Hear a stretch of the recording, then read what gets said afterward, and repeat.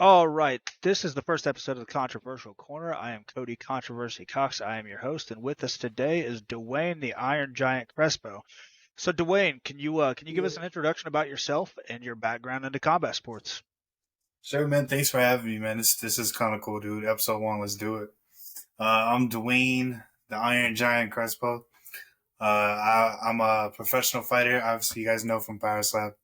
I came from professional fighting first, kickboxing for 8 years, and I'm a striking coach and Muay Thai striker, man. That's basically my whole background.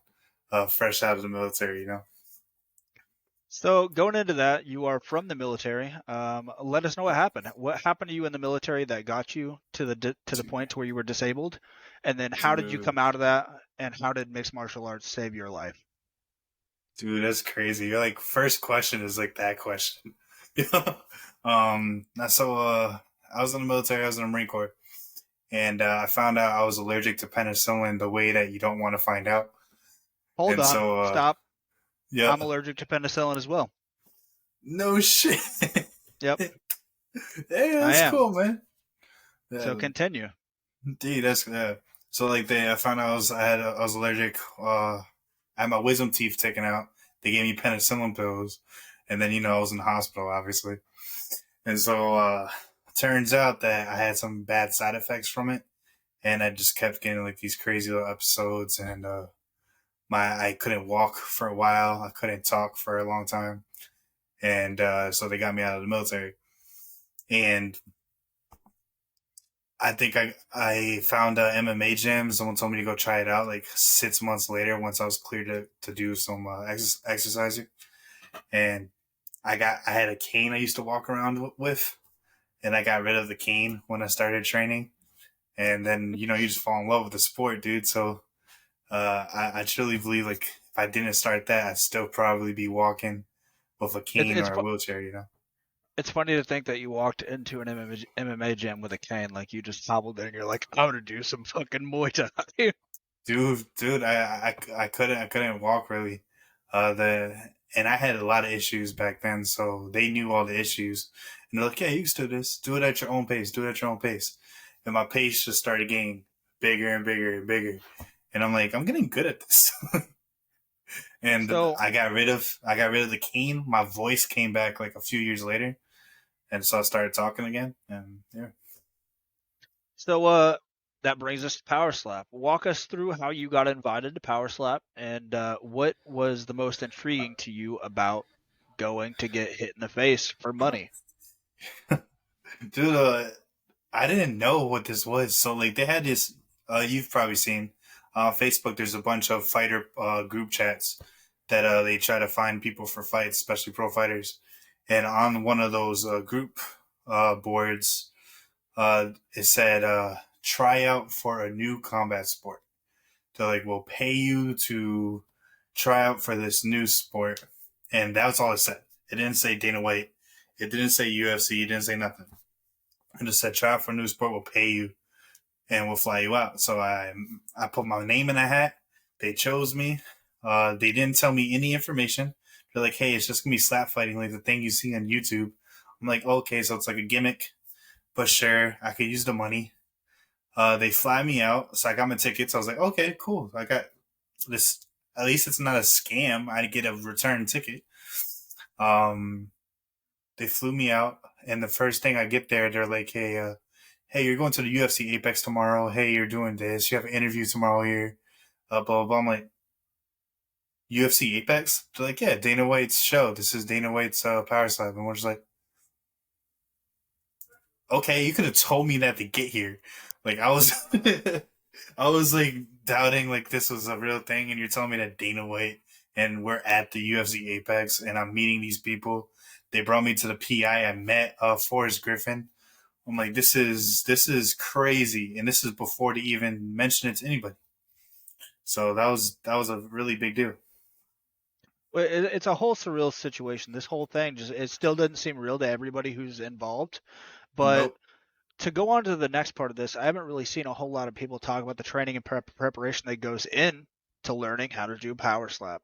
What does a typical week look like for you training wise? Training wise, I keep it the same as MMA. Just like at least the conditioning and strength. I do a lot less cardio. That's true. So like, because I don't see the need for me to really work on cardio. I'll work on muscle endurance, but that's different. But I don't run no more. I don't sprint like that no more. Because I'm not doing kickboxing rounds. It doesn't make sense to me. But I'll do muscle endurance things. So trying to do the same thing over and over again to make sure you're not fatigued. Really working on stretching, which I suck at, but I've been trying to get better at it. So how do you go Um, about balancing like your physical conditioning, your technical, and just mental preparation? yeah, like I said, physical is just the same thing, man. You go to the gym for training, like especially like MMA, man. If you ain't in a gym, you lose your fight. So like you go, I just go to lift to get a little stronger. I work on my mobility a little bit. As mental preparation, man, it's so weird. I'm way more confident in this sport than I was in like MMA and kickboxing. Like the behind the scenes in MMA, I would get depression. But like, I don't know if I'm good enough to be here, blah, blah, blah, which obviously I'm good enough to be there. But I just, get in your head. But then for Parasite, I'm just like, I'm going to be okay. So like, I'm just going to be fine, like, well, I've hung out with you the whole week. We're chill. Yeah. Like, there's not a single moment where I'm like, hey, I don't know if I could do this. And my Titan FC fight for MMA. It was my first big fight, UFC Fight Pass. I was like, I don't know. There's a lot of lights here. There's celebrities here. I don't know if I'm good enough. Like I've been told my whole life that I'm not good enough. Like I've never had that problem now. So like Well, I'll let you something know along the line. firsthand. You're definitely good enough. Like Yeah, you're yeah, you're reaching the pinnacle of the sport already. I mean, it's early, so I mean, time will tell. But yeah. you're there. You're at the top. You've solidified that. So, are there any specific drills that you particularly go to that help you out in the sport? Yeah, it really just depends on what I like to do in the moment. So, like, I have different slaps. A lot of people don't have, they have the same thing they do over and over again. And they're really surprised when that doesn't work, like, that they have nothing else. So, like, I have, like, lately I've been working on striking downwards, kind of like the bell. It's definitely the most powerful strike you could throw, but it's not accurate as hell.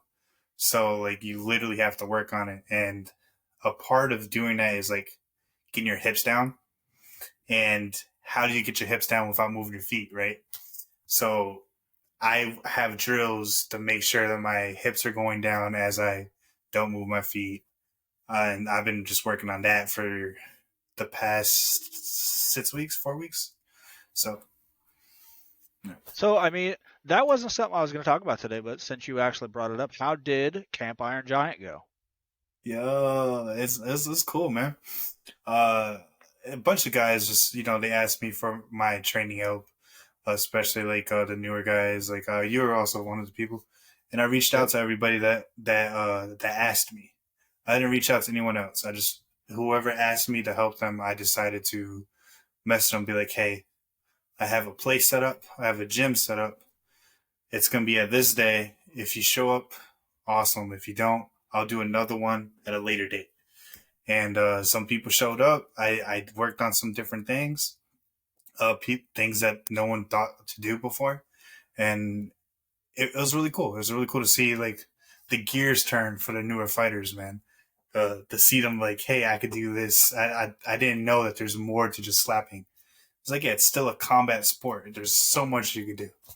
I actually seen some of the footage of it, and you could like see that like some of the newer people were like out of their boundaries, kind of like you could tell they were learning new stuff.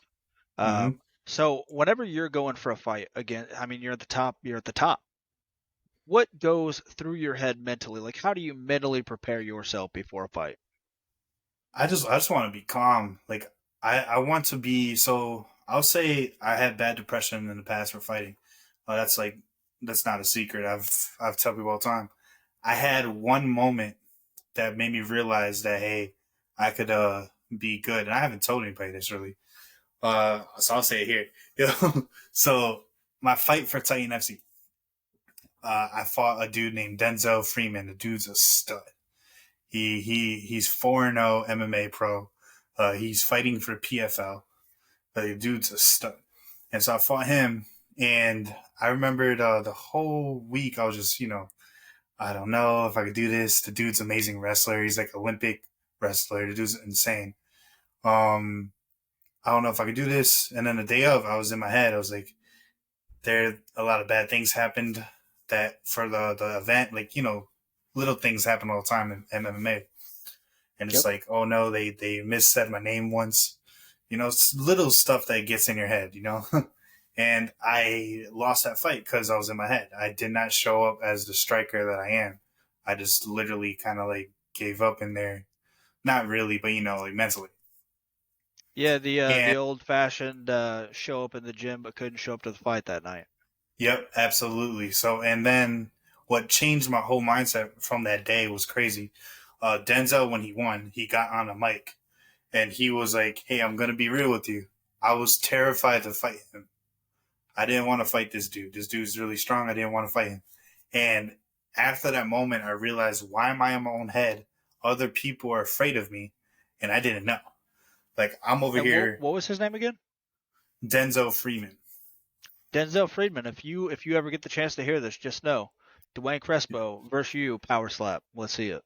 Yo, dude, man. I mean, he would not do this. He says it all the time. Like, I still talk to him. It's like he's like, I won't do that. I was like, good, because I won't wrestle you. The same way you won't slap, I won't slap you. I won't wrestle you, dude. But I literally thank him because at that moment I started to realize, okay, people are more afraid of me than I'm afraid of me. And so I would go.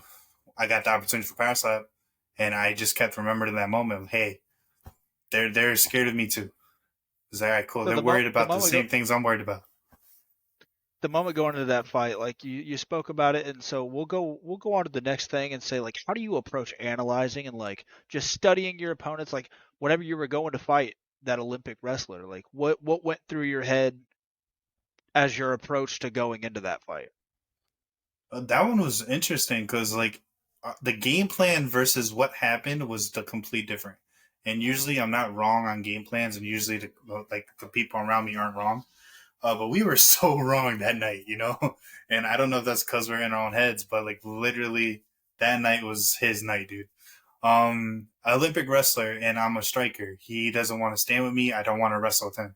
So obviously, I want to uh, have uh, have some space and really work on my jab and my inside leg kicks to keep him, at bay.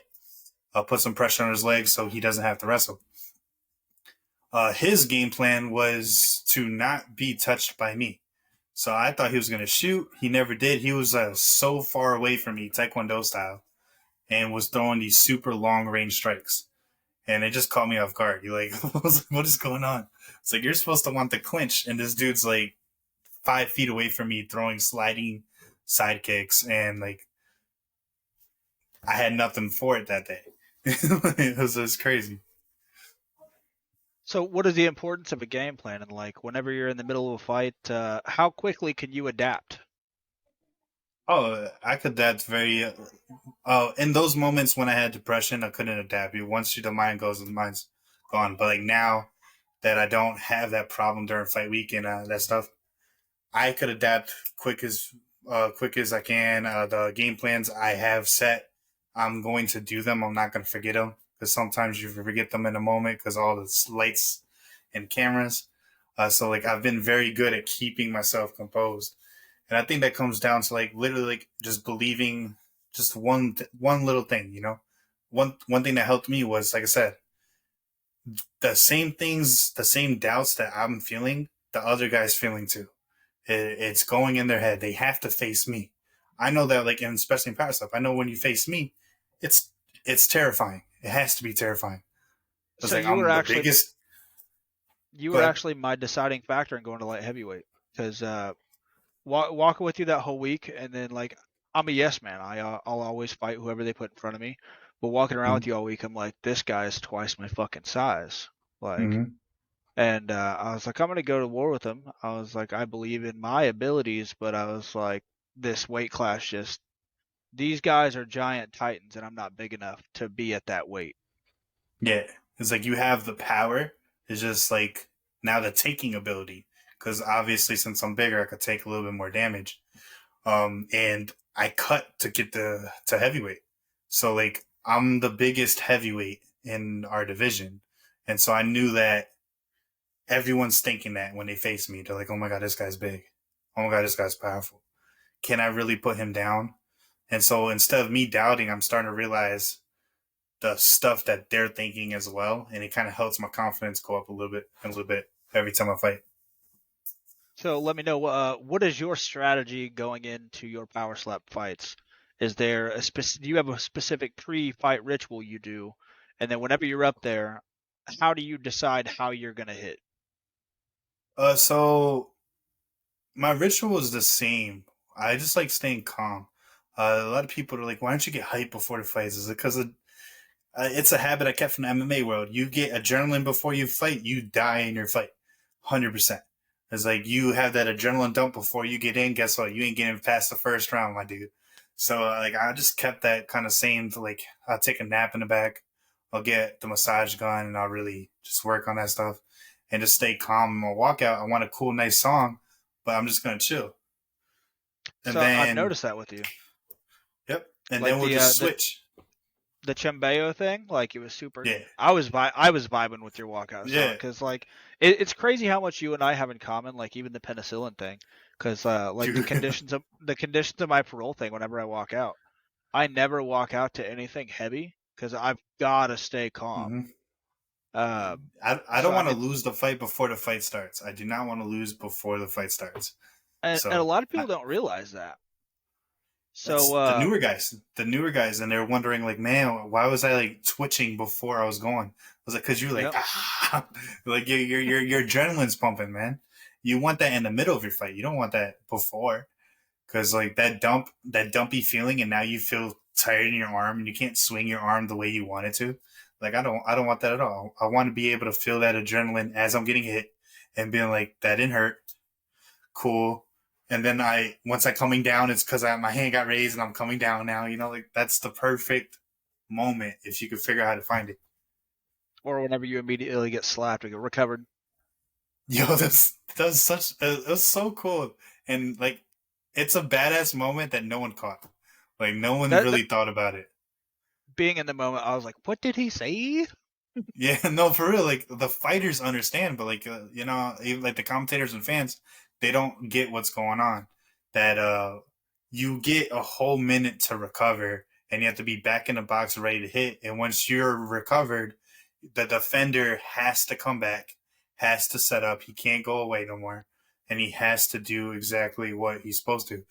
And the fact that I recovered in like 3 seconds and made you not move, I imagine that's going through your head. Like, what is going on? Like, are you kidding me? And the ref was like, okay. So like, I hit you, and you can look at the picture and everything. I didn't hit you soft. Like you ate a shot, and Yeah. it was heavy.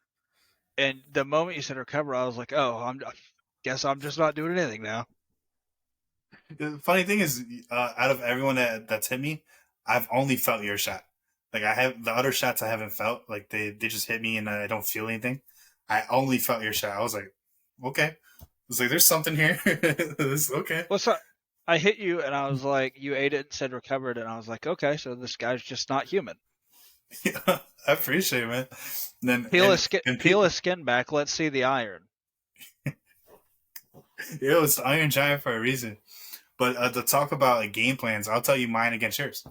So I knew that you knew you were facing me, and it's a tough fight. And so like tough fights, you think about all week. You know, you think about it, so you go there like, okay, this is what I need to do. This is what I need to do. So my game plan was to make you like sweat a little bit before going up there, kind of push a pace to like get you out of like your comfort a little bit.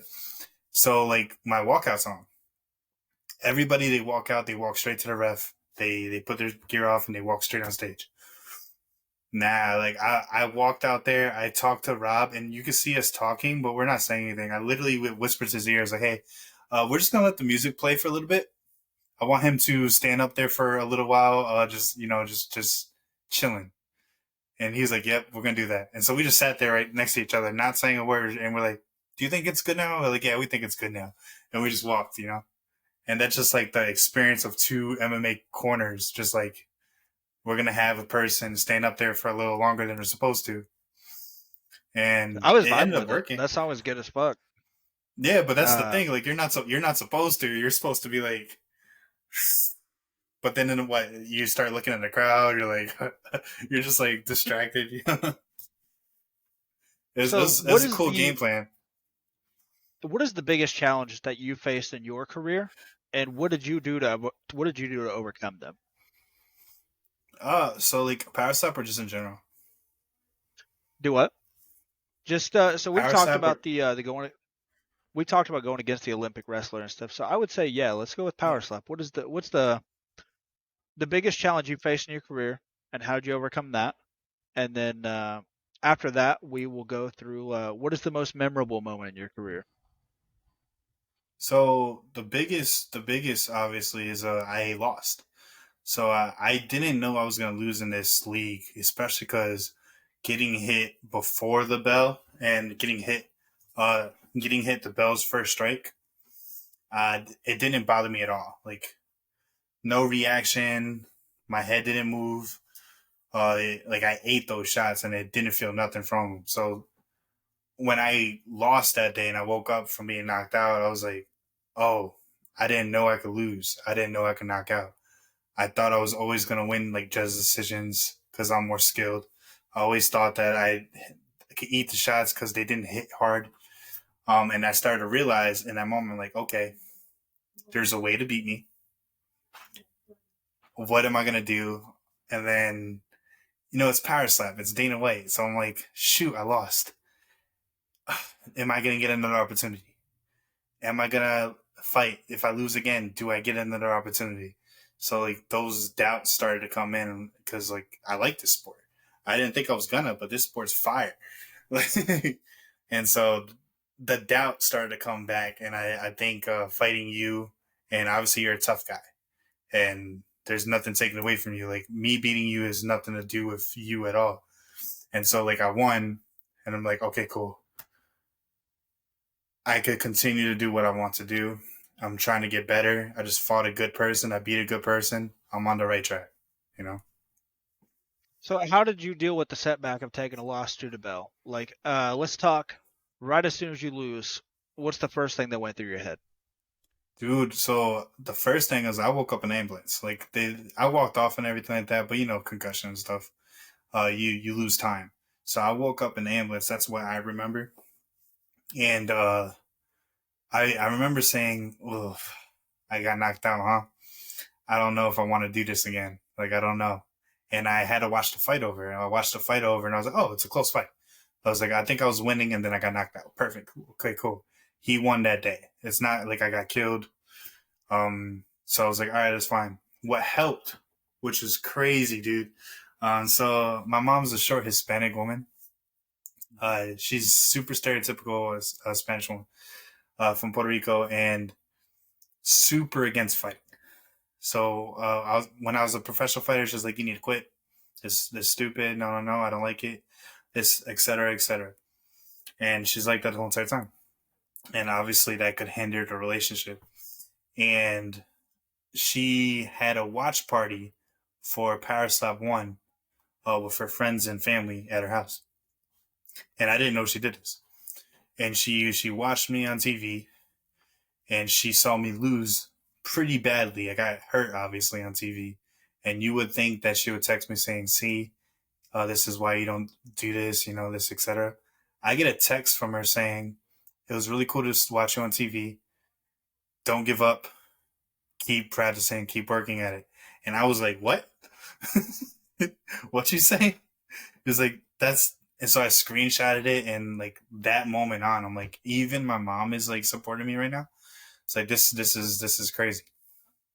So I've noticed about you is you have super swell family support with your dad and your mom and your sister, who is still a jerk for letting you come out to Vegas. Um, I'll forever hold that against her. Also, tell your mom that she owes me some carnitas for taking that knockout. Yo. Um, And so Sounds we're gonna good, have to go right? visit your mom together. She's gonna have to get me some carnitas. Um, Dude, so how do you manage your like you just your physical well-being and trying to prevent injuries? Because I mean, I know with like a former opponent of yours, Ryan Phillips, he blew his bicep off. How do you go about not being injured? well, look what we're doing in our sport. Like we're hitting pretty hard a hard object with our open hand. There's no support, so we're gonna have wrist injuries, elbows injuries, bicep injuries. The harder you hit. So like in my training, I shouldn't be blasting a bag with everything I got. So how do I get the same power output without hitting the bag with everything I have? And so these guys are getting hurt. They're hitting the pad with everything they have. That's 100%, 100%. I am working with band work because I know band doesn't hurt my arm at all. So I work on band work. I'll work on really the rotational stuff with medicine balls, with kettlebell swing, stuff like that. Like literally anything that's safe to get the same motion. And then obviously when I'm hitting, I'm going hard. But I'm taking away those hard sparring rounds with the things that could get injured so easily. Have you uh have you ever encountered a major injury that actually took you a significant time to recover? No, I Not broke. speaking of the not speaking of the like the military penicillin experience. Yeah, but just like a athlete. Yes. Um, so I've broken both my feet a few times in the fight world. You know, kicking on people's elbows when people check kicks, different stuff. That would be the worst injury, but that's not even. It doesn't take me out. Like I remember my fight with Denzel. I broke my foot on his leg, and I was still training the next day. I walked through the hospital. I mean, not the hospital, the airport. I walked through the airport with a broken foot to get back. Like it hurt, but it didn't take me out. Yeah, who are your biggest inspirations and just basically your role models in combat sports? And then to follow up with that question, who's your biggest inspiration in life? So in combat sports, man, a big one was Pat Barry, like the kickboxing. His leg kicks, it's so cool because that was my fighting style. I had leg kick KOs, and so it was really cool to see a dude who was not getting leg kick KOs from UFC fights. I was like, those are the toughest dudes. How are you making them quit on a leg kick? That's crazy, you know. So that was a big one. Max Holloway, his attitude, the way that like he's always gonna be nice to everybody, like that kind The of thing. It's best like, is okay, cool. blessed. I don't have to be a gimmick to succeed in the fight world, and I'm always true to myself. And so like, it's cool to see a person like that because now you're like, all right, cool. I could just beat myself on there. If there's gonna be people that like me, there's people that hate me, and I'm okay with that. You know. And so I'll say those two people when it came to the fight world. The my fighting style, Pat Barry, and then the overall how I act on camera, Max Holloway. And what was the other So part? how your biggest inspiration just in life? Who means the world to you? I think that changes so often. The people that you meet, it changes your point of view over time because the relationships they break in, they build, they break and build, they break and build. So like right now, like I wouldn't have anyone personally, but I'm getting friends. I haven't had friends in a while because in the fight world, it's a lonely world. MMA, It it's is. so lonely. To get where you want to get, you have to cut ties. You have to cut family, you have to cut friends, and when you finally get pro, you're like, shoot, it's been 10 years, I made it, but there's nobody behind me. There's not a single person supporting me. So it's really cool to have friends now, especially meeting the Pass Up guys and bonding with you, bonding with other guys. Starting to realize that cool. Since I made it to the top, and I'm really gonna start having these connections. Well, if I'm being autistically honest, you're one of the nicest people I've met, Yeah, I and appreciate it, man. I enjoyed bonding with you too. I had to throw that line in there. I figured you'd like that. Um, This is how has your role models? influenced your career and approach to this sport? It's just the same, and like I consider it's a combat sport, so I consider it the same stuff I was doing before. The only thing that's changed is the sport itself. I'm not throwing elbows no more. I'm slapping someone in the face. That's the only thing different. But the walkout feels the same. The build up feels the same. The weigh-ins feel the same. Everything, nothing has changed. So like that whole attitude of being myself on camera, it all stays the same, and even this new sport. So I love it. You know. And so you've reached the top. You've done a lot for the sport already. Are there any fighters or athletes that you still look up to, either in this sport or outside of your combat sport, since you've reached the top?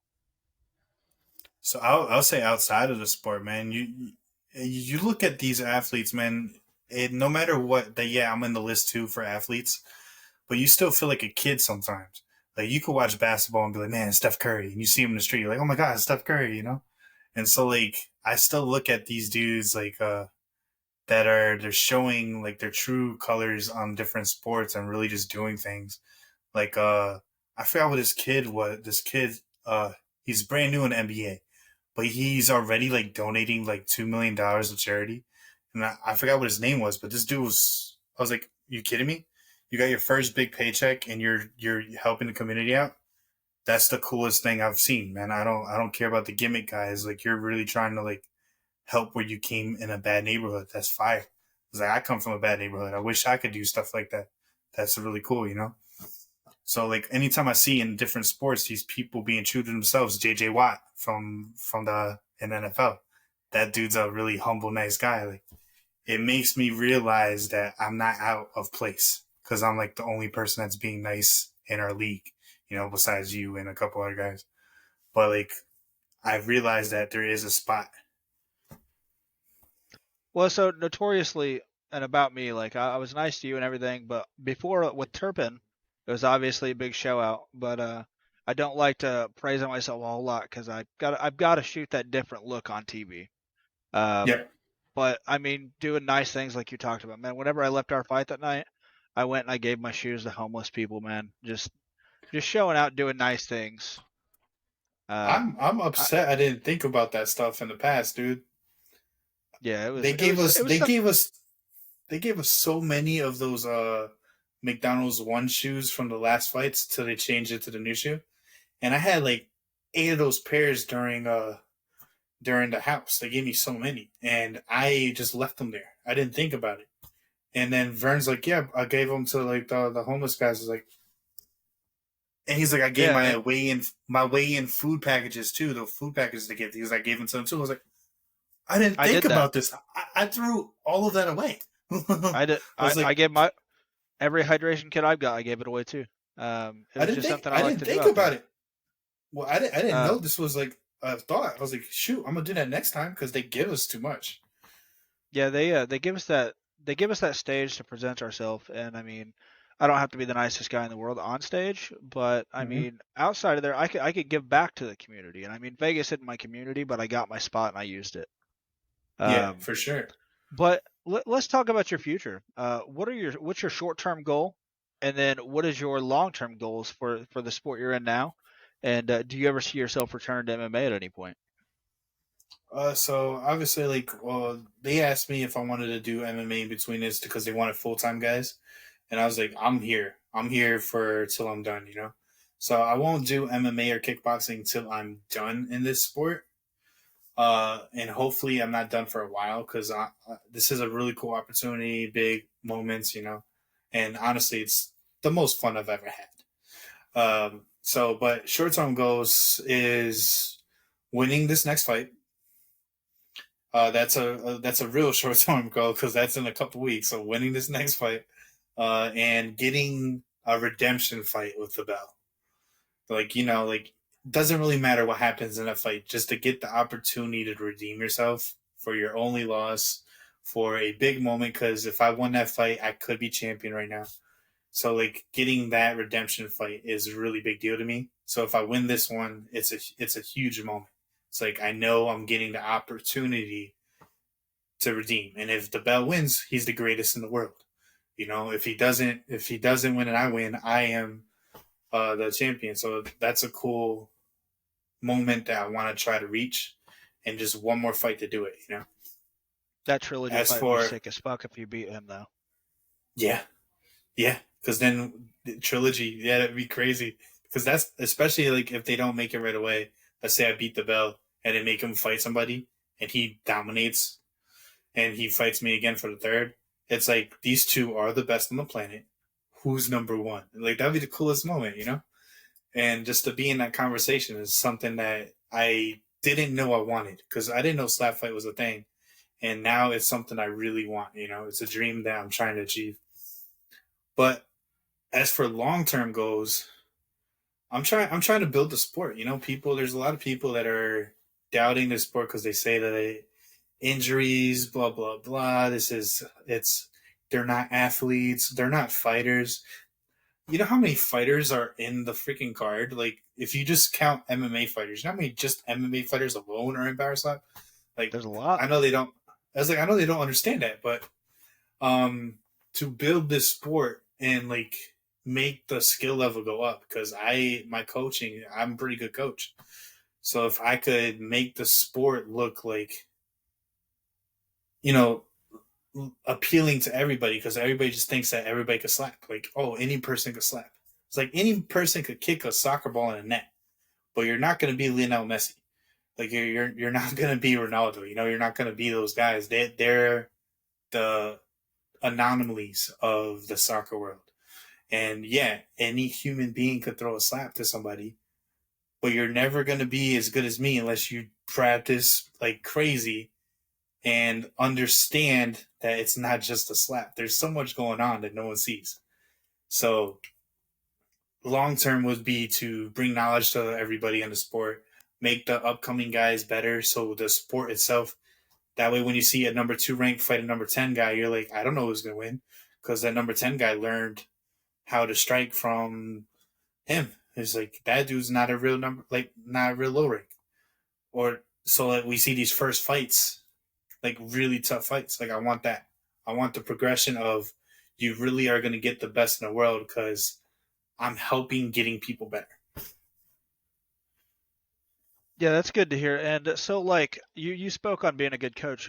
If you were offered, I mean, obviously you fight July 7th, so you can't do it on that one. But if you were offered a later card to do the guest coaching like they normally do, are you interested in that?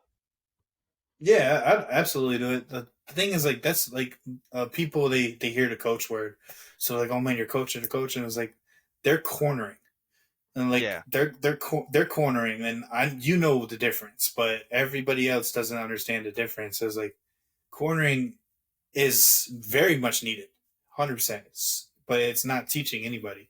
You're being there for a fighter. You're getting their mental up, and you're getting them to remember stuff that they're gonna forget on the stage. They're gonna forget the littlest things up there. So like being a corner is super important.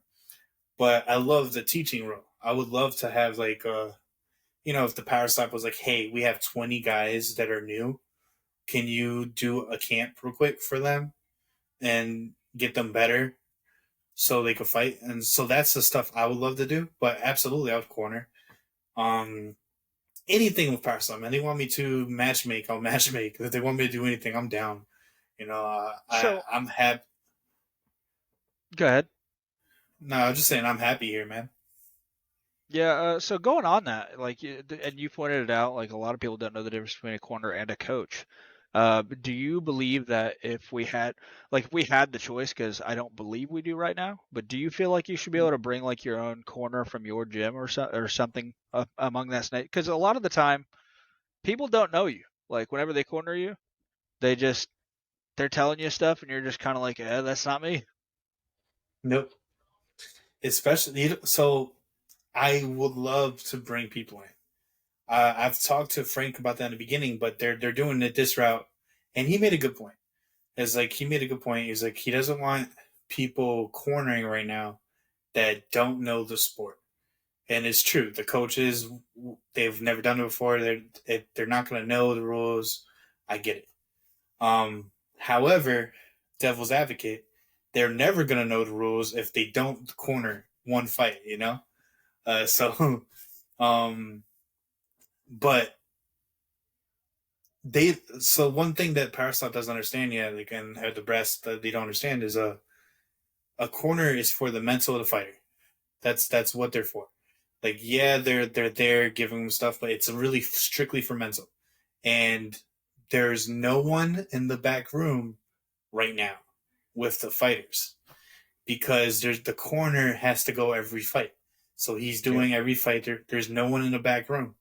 And there's these fighters, especially the new guys, they're alone by themselves. And they're like, oh my God, I saw the guy get knocked out. I don't think I'm going to be good. This, that. I've seen a couple fighters like that in the back room. There's no, they don't have a coach like from their own gym being like, stop it. Like, here's some water. You're going to be fine. You're like, no one's there for them. They're by themselves. Like, I'll say this moment. Like, I was the early prelims last time, obviously with you, and we were second to last. So we were supposed to be the last fight, but they switched it up with the super heavyweights, and they were super new. They're both their first fight. One of them had no combat experience whatsoever. It was his first fight ever, and he was headlining the card. He was the very last fight of that early card, and that is a problem. If he doesn't have a coach, he should be first. Because I'm the vet, I'm the veteran, I'm calm the whole entire time. But as soon as I leave, he's alone in the room. He's alone by himself. He's watching me on TV. He's seeing us get hit. He's seeing all these things. He saw the past fights. He was freaking out, and I had to Yep. calm him down. It's not my job. I'm getting ready for a fight. I shouldn't be calming down another fighter. I did it because that's me. But like other fighters probably would have just sat down and away from him and just let him, you know, figure it out for himself. And he's by See, himself. that's literally my only complaint about this sport so far is that there's just like you said, man, in the back. Like if it, normally you're at like an MMA card or I get the UFC shows, man, they got their corners back there, they've got their teammates, they've Mm-hmm. got people that they know like this is gonna be okay. To Yep. where like the biggest war that fighters fight is in their own head. Yeah. Uh, The fight, the hardest part about fighting in the combat world is not the fight itself, it's the buildup. There's too much buildup. So, like, literally, these things happen, and they're like, I don't know why he freaked out. It's because there's nobody there calming him down. There's not his best friend. Like even if he brought his best friend as a corner, sure, it's not a coach. Sure, he's not going to understand things, but his friend could be like, "Oh, you got this, buddy. You got this, man. You're going to do great." And then he might believe it. And then there you go. You don't get the panicking new guy who's walking out there with the deer in headlights. Especially imagine if he fought a ranked guy. Imagine if a new person fought a ranked guy and he's feeling that emotions, especially a no combat background. Means he's never walked down a tunnel before. He's never had his name called. He's never had the cameras. He's never nothing. Imagine that's his first time and it's against me or Dorian or Darius, like these killers, right? You need someone to be able to one teach you before you get there. So have a coach to be able to like, hey, this is the style. Hey, he went to my seminar. He knows a little bit. This is perfect. And you need a corner in the back to help you not get in your head because the fight world is a weird build up world that has a lot of depression, has a lot of anxiety, and so you need that stuff. all right, yeah. So we were talking about your short-term and long-term goals, but what are the specific achievements and lifetime goals that you have for this sport?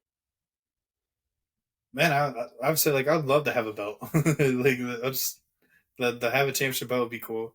Um, it's not guaranteed for my happiness in this sport. Obviously, I just want to be a long time fighter. I think that alone is a really cool achievement, especially the heavyweight division. It being the only division where you get to a title fight, you earned it.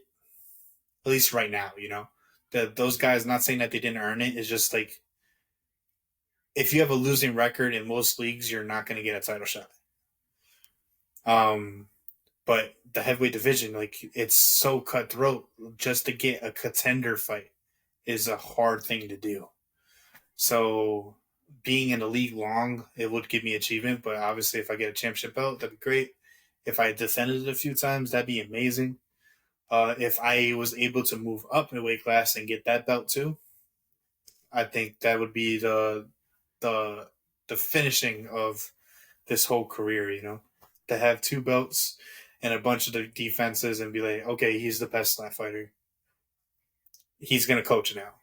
He's tired. He needs to coach now. You know. Yeah, so that brings us to the end of our structured segment. So now we're gonna move on to like a free speech kind of thing. So Yeah. this is just gonna be us, but I got some questions. So Let's go, bro. best chin in the whole sport doesn't have to be divisional. One out of everybody.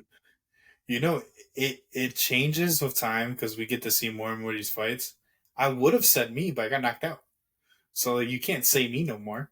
Um, but you could still say me, but the belt hits hard. So I have to say Dorian's up there. I have to say who else? I think Anthony Blackburn showed some crazy chin. I say that's up there. Um, Azael. Azael's a great chin. Yeah, he got knocked out once, but every one of his fights, you keep seeing it. You keep seeing it. That he don't fall down easy. Just John Davis was there that day. So I So mean, getting knocked out doesn't really say that you don't have a good chin because I mean, you see me with Turpin. I took five. yep, This time got hit. My eardrum blew up. yeah, I couldn't stand straight. My balance was off. yep. I think Vertigo. chin just comes to whoever really wants it. Um, so who has the hardest strike? And I'm not talking as in force because we all know DeBell has that. Who Hmm. has the hardest strike? Like whenever you look at it, you're just like, ooh. Well, that would have to be me, right? Because like the wind up, I feel like I The I feel like the wind up I have the best wind up. So that's so for sure. firsthand, and I even told my wife about it. That wind up is fucking. You're standing there, and every time you're just like, I'm gonna get hit Hmm. now. I'm gonna get hit now. And then And like once it even actually comes, yeah, dude, I made that face to try to throw you off. And then looking back at it, I was like, I just fucking meme myself. dude, it's tough, dude. Like people don't understand it. They really don't understand. If you stand in front of me, it is terrifying. And even every single person that's fought me, and they're not afraid of me. They just said that wind up was scary. The wind up was scary. There's something they didn't think about. It was a scary moment.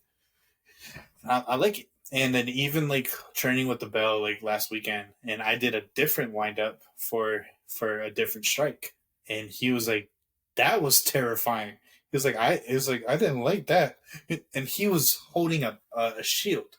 It's nowhere near him, and he was like, that wind up was crazy, and it's a whole different one. So it's like the fact like if I'm moving, people are like, what's going on? But for like So hardest strike, like impact, like not power, like but like literally damage, like damage. there's just a whole thing, the wind up, the strike, like because I know a lot of people can hit hard, but some strikes just look scary. So I'll say Uh, wind up. It's a wind up 100%. It's me. There's not a scarier wind up than mine. They even have a rule saying that you can't do my wind up. So it's like that's cool, and it's not like my wind up. It's more like the fast pace. They don't trust everybody to do it. Um, but I'll say Wolverine slap. It looks painful. Wolverine when he hits you, he has like a sting shot. You can see the damage on everyone's face. So like I think that one might be terrifying because like it's gonna hurt for the so first time ever. whenever I watched that fight with him and DeBell, and he hit DeBell and DeBell's eye started whacking out, I was like, Yeah, this is it. I was like, that's gonna be a doctor stoppage. I was like, yeah, he can't control that eye. But yeah, so that definitely looks scary. So like speaking of Wolverine, and his drop to light heavyweight, let's talk some matchmaking. You said that in the future you'd like to do some matchmaking. So let's hell do yeah. some matchmaking. Who is Wolverine's next fight? Well, that's on them, man, because like they have a fight coming up. Um, I don't know if we're allowed to talk about it yet, but they have a contender fight coming up for 205. and so like I would imagine that fight, the winner would get AJ. So I would have to put Wolverine if he doesn't get AJ immediately because he does deserve it. But if they don't give it to him immediately, saying that he has to fight at 205 once, I think the smartest fight would be Wolverine versus honestly it'd be Wolverine versus Russell, which isn't a fight I want to see very much because Russell fouls too much. But it would be the only one that makes sense outside of AJ. So like I would love to see Russell try to knock out Wolverine because he's not going to do it. It's not going to happen. But So yeah, obviously we know that you got a fight coming up with Disturbing the Peace. yeah, for So sure. that is let me look at this. So that is number 4 versus what is he? 3? Yeah, but we're not updated yet though. Did not updated But yet. So I would imagine if they update it, it'd be number one versus number two. so Um, yeah, that is what it would look like is number 1 versus number 2.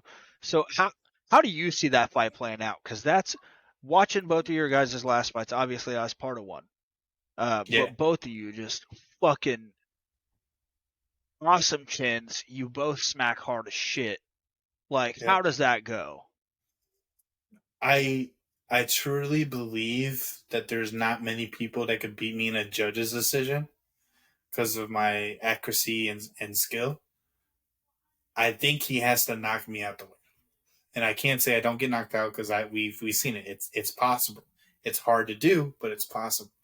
So like I think Dorian has to knock me out, and I think that I win. I can knock him out, yeah, or I could win a judge's decision. I think it's more on me for like the obvious win, and I put quotations because we don't know. This is a close fight. Um, but I think there's more options for me, and I think there's only one way he wins. You know.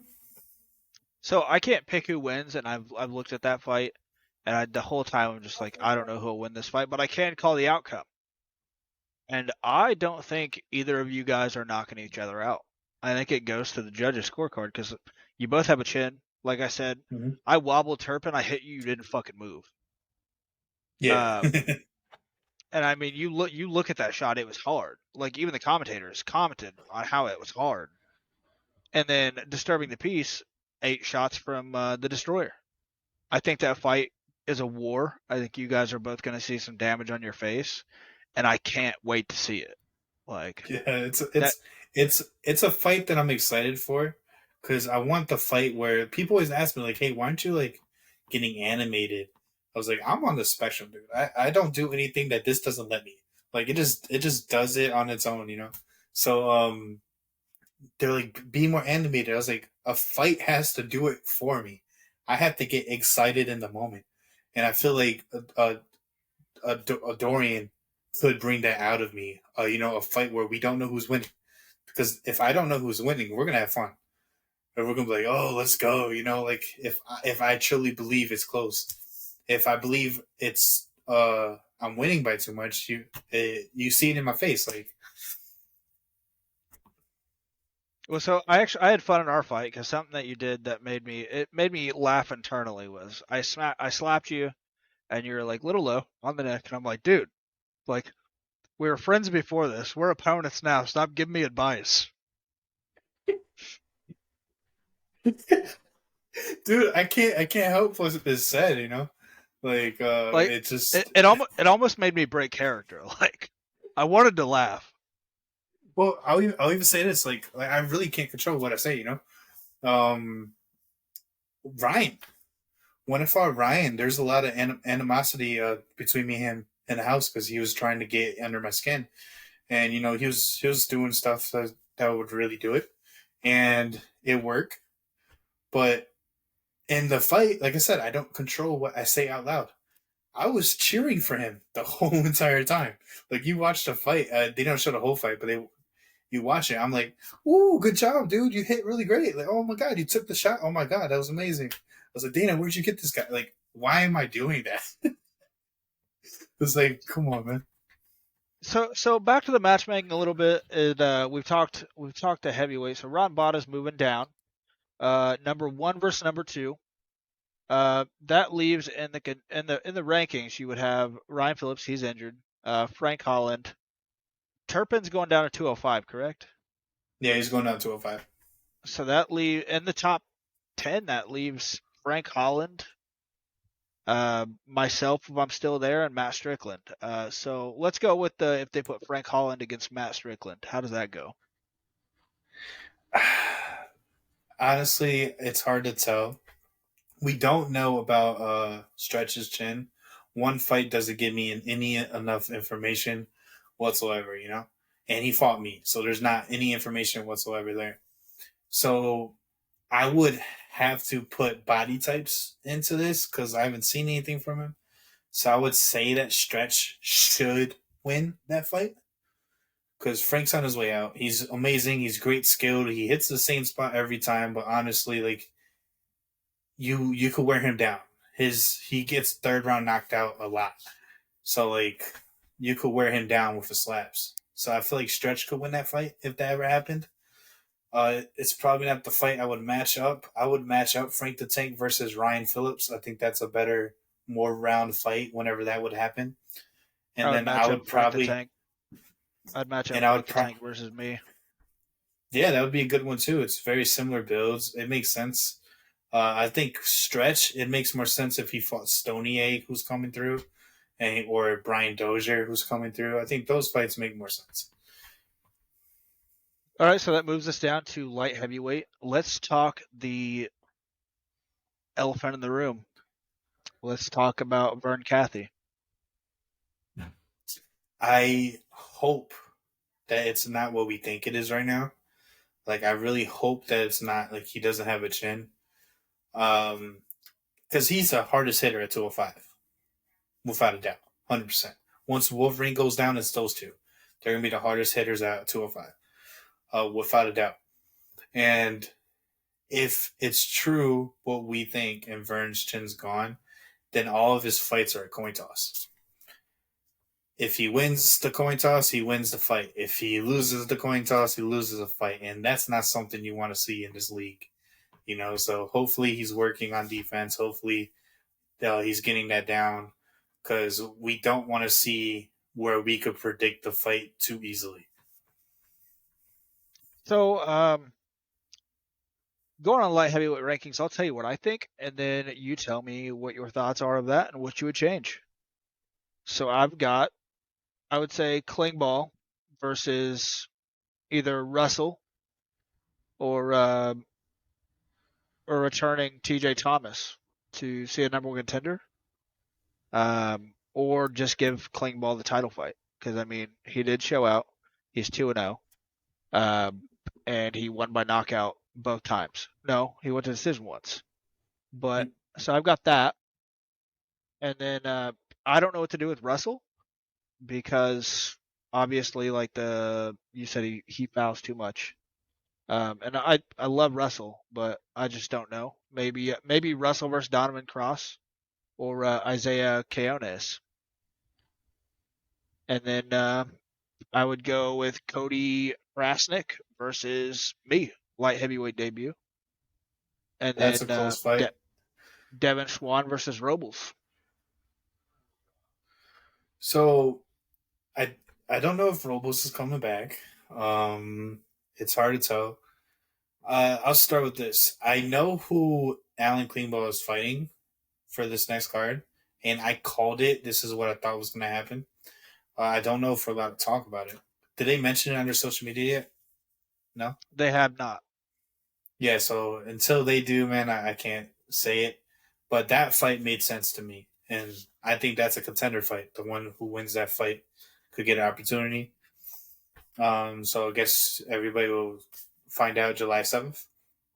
Um, but as for that, I would say Russell versus Donovan Cross would be really cool. I think that's interesting. I think I Um, know the I think I know the matchup for Klingbeil now since you said that. yeah, you could probably guess it. It's It's just Terp. yeah, yeah, yeah. It has to be. Boom! Yep. I'm a matchmaker. It made it so I called it. That's something that I thought was gonna happen, and it did. So That's a really cool fight. That fight's gonna be off the fucking hook. Yeah, that's a really cool Dude, one, man. my God, you versus Disturbing the Peace, Terp versus Klingbeil. That card is a fucking banger. Oh my You're God, cutting that's out, awesome. man. I said that card's a banger. It's that card's gonna be awesome with you and Disturbing the Peace, and then Terp and Klingbeil.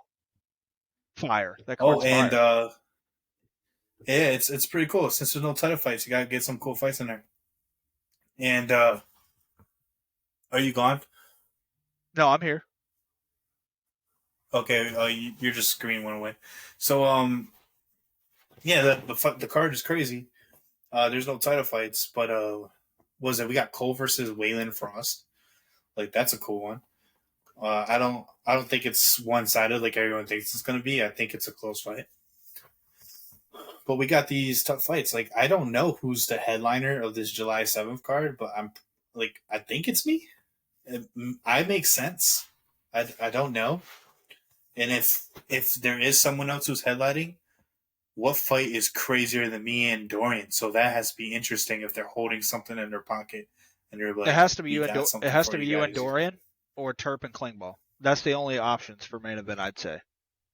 Um, Yeah, yeah, but do you really headline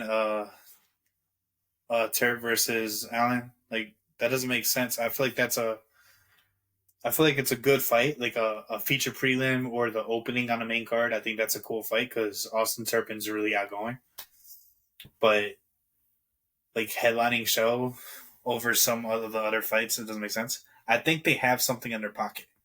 I think they have a fight that is like two fighters that aren't here yet, or like big names or something that they might like be putting at the last second. it's Michael Because Bisping versus Chael Sonnen. yeah, something like that. Or they're talking about a super heavyweight fight. Maybe there's a super heavyweight fight that we know the names and like, oh, that's cool. Because like I can't imagine another fight of the people we know that's bigger than me versus Dorian. So it doesn't make Let's sense at the moment. let's talk about a fight that I don't think went the correct way. I think the judges got it wrong. Um, John Davis versus Wesley. I think Wesley So took that fight, and so I mean, I be, before I catch hate for that, I think Wesley took that fight because of the injury. he fouled too much. So Wesley fouled, and he had it in the bag. Like once John hurt his arm in the first round, and okay, cool, he has to hit with his left, shouldn't be a problem. But as soon as he hit with the left, and we saw Wesley's head not even move a centimeter, he should have thought in a moment, okay, let's take some sauce off and have a clean fight. I am the champion, and he didn't. He swung hard, but he kept missing. And so, like, he fouled twice. Um, he lost the first round. John Davis won that first round with injury. So now you have 3 rounds to 2 rounds. So, So I think the matchmaking on the middleweight class, I think it makes itself because like looking at this top, if they have a top eight, and it kind of just looks like they should do like one versus two, three versus four, five versus six, and then the anomaly would be Amir, and mhm. it's where does Amir go from that knockout? Like because he obviously has to jump somewhere. And if he was the jump, I would say I'd like to see him versus Emmanuel. So Emmanuel's in 170 right now. So he dropped down. His last fight was 170. Oh, Um, that's right. Yeah, they haven't updated yet. So I mean, so, so that uh, that would take it. Let's say Amir versus Travis Aragon. That would make sense. so that would be a cool fight. I would say as a matchmaker, you don't want to see 1 versus 2, 3 versus 4. You never want to see those matchups. You want to see a variety throughout the cards. You usually see high to low, high to low. The only time you ever see 1 versus 2 is when they want a true contender fight. When they want no one has fought each other yet at 1 and 2, and we need an opponent for the champion. These two people haven't fought the champion or something like that, and we need to see it happen. So that's like a true contender fight. You'll see 1 and 2. But usually you see 1 to 4, 2 and 5, three and sits. Like usually you see that to get people to move up 1 and 2 spots. So I know who Amir's fighting. They put it on their social media already. So it's Amir versus Azael, That's and that's a good that's one. sick, right? That's sick. It's like, Well, is does depending. Amir have a chin? Well, yeah. If Amir That has a yeah, chin, it's a yeah, great that's fight could be a coin toss. And then because if he could take a shot, he has a chin. We don't want to see the Vern Cathy thing coin toss. We want to see someone take and give. So Azael, he's a stud, dude. He's probably wants to get another title shot. If he wins 1 or 2 more fights, I think he gets it. I want to see Blackburn fight somebody. I know he's got to heal. I know he's Blackburn, got to recover, but I want yeah, to he see him has go his against somebody suspension. else. Yeah, he has his Um, suspension. what It's like about 6 months Jesus? long. Blackbirds versus Jesus. Dude, I don't know if they're keeping him. It's like, Hey, so, they got to yeah, keep Hayes. They got to keep him. He got knocked out off a he's step that they didn't call, but he's 1 and 4. but he got knocked out off a step they didn't call. So he's 1-3 to me. 1-3-1. Yeah. Um, it's hard for those kind of fights. Like Parasite are gonna cut people at certain times, like when they're gonna do it. I think Jesus is on the chopping block. I think Jesse's on the chopping block. I think there's a couple guys that are there. So like I would have the chopping block guys fight each other. I would have that kind of fight. Have if they're in the same division, or have a chopping block guy fight a new guy, and if it's close and you know what to do with the guy you want to cut. See, that's the way I see it with me right now. Is I feel like my next fight will either be I win or get cut, or they're just gonna cut me now. Which I've come to the realization of both of those. Uh, I don't think they'd cut you after that. Like I said, you fought the top guy. I don't think you lose to a top guy and get cut. So like I don't think that happens. That makes no sense to me. I can't be like you had the close fight with Terp, which honestly it was a split decision, and the judges we don't know if they got it right because it could have been either way. It was I have a good case for Austin, I have a good case for you. So I don't know who won that first fight. And then so you I don't know. fought I for don't know your if Austin told. I don't know if Austin told you about it, but he talked to me about it. He wants a rematch with me at 205. yeah, that would make sense. Because like it's And not a clear win. It's not a clear win. I don't know who won the fight. And then so your second fight is against arguably uh, one of the best guys in the sport. So like I can't ever say that oh you have to go. It makes no sense.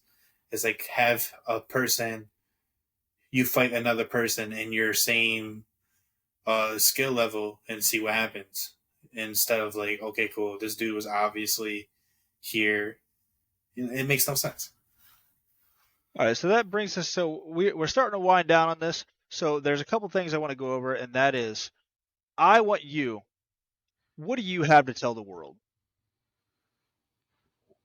Hi.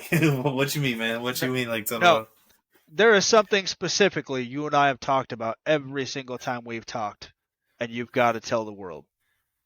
oh dude I wish I could read your mind. Is it You have is a is you it you you have a suit.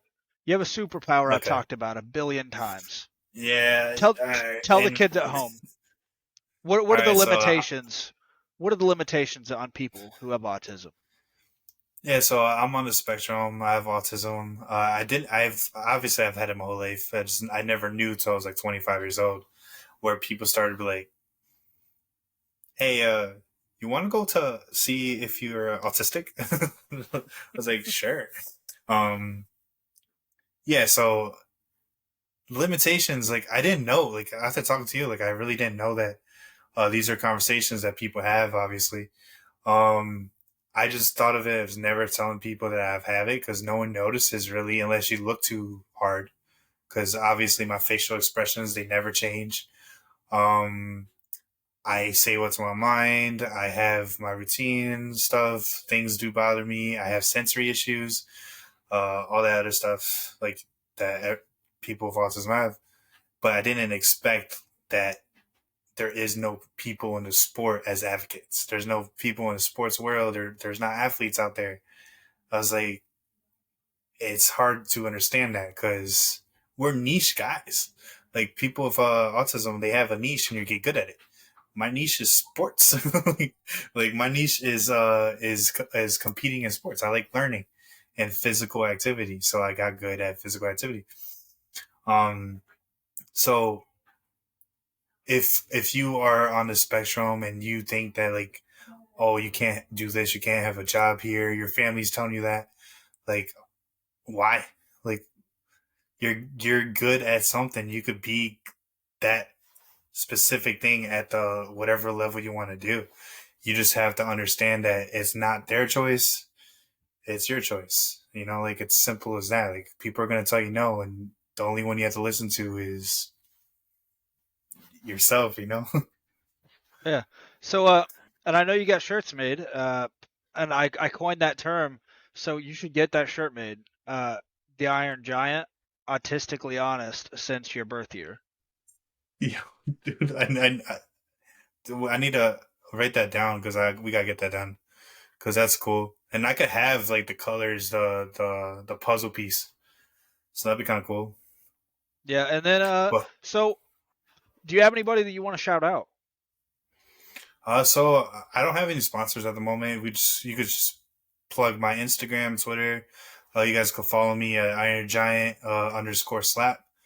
Um, yeah, I like shouting out the people that have been helping me out in this last journey. Like the support system has been real. It's been pretty cool to see this. And fighters need a lot of good mental space, man. So if you have a favorite fighter, you've sent a message saying, "Hey, they're doing great." And I guarantee you that helps them for at least a few months. Like that kind of stuff really, really, it pushes you, man. The fans are a great thing, especially in Parasite, man. I didn't know I was going to reach as many people as I did. People coming saying, "Hey, I'm on the spectrum, and you are an inspiration." I was like, I didn't think that was going to happen. So like to have this following, to have these people support you, it gives you a different drive. So I'll just say shout out to my fans, to my family, everybody who's supporting me. I am on the route that I'm trying to achieve, and it looks closer than far away right now. All right, everybody. That brings us to the end of the controversial corner. We got Duane Crespo fighting with Disturbing the Peace on July 7th. Tune in on the Rumble Lap to see a fucking war. It's going to be nuts. Everybody stay safe. Have a good night. We'll see you next time. This is the controversial corner.